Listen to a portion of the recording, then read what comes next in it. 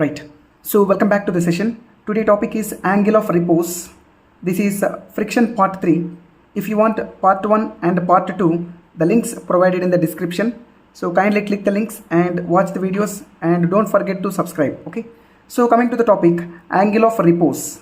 So the simple definition is the minimum angle of inclination with which the body ready to slide down on the inclined plane is called angle of repose. Okay.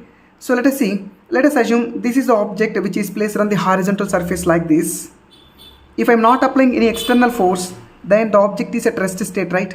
Now I want to move this object. Then I don't want to apply any external force. If I just increase the angle at a particular angle of inclination, the body slide down like this, right? So if I increase the angle like this, then automatically the body comes downward direction.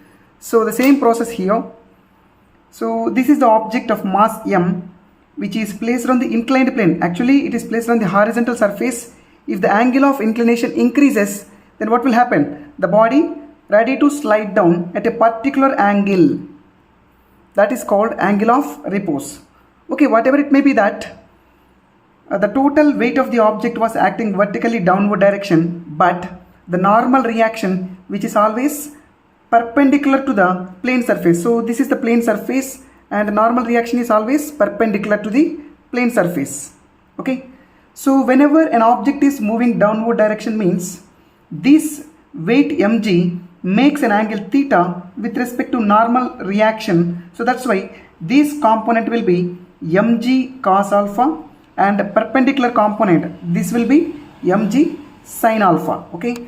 So here the object is coming downward, right? Sliding downward means there must be a friction which is acting in opposite side. So here Fs is called frictional force. Okay. Now look at here clearly, mg sin alpha will be downward direction, friction will be upward direction like this, right? At the same time, normal reaction is acting here, exactly downside, mg cos alpha will be there. So based on this 4, I am going to write friction Fs is equal to mg sin alpha. So let us assume this is equation number 1. Now normal reaction is equal to mg cos alpha. So normal reaction is equal to mg cos alpha. So let us assume this is equation number 2. Now very simple, divide equation 1 by 2. So as it is I am writing Fs by n is equal to mg sin alpha by mg cos alpha, right? So numerator mg, denominator mg cut. So finally Fs by n is equal to sin alpha by cos alpha means tan alpha. So you know this formula very well.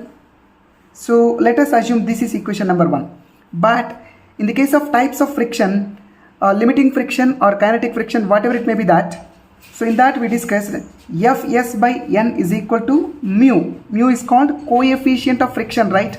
So let us assume this is equation number 3 and this is equation number 4. So we know already Fs by n is equal to tan alpha and here Fs by n is equal to mu. So very simple, equate 1 and 2.